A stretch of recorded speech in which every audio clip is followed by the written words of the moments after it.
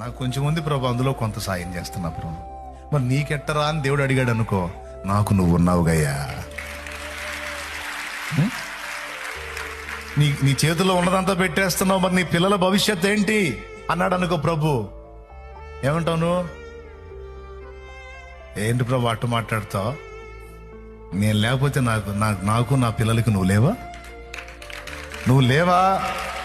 నువ్వు ఉన్నవాడవే, సజీవుడవే.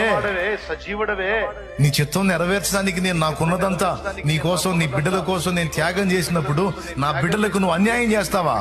ఎంత మాత్రం చెయ్యవు. నువ్వు న్యాయవంతుడవని నేను విశ్వసిస్తున్నాను, నువ్వు నీతిమంతుడవని విశ్వసిస్తున్నాను.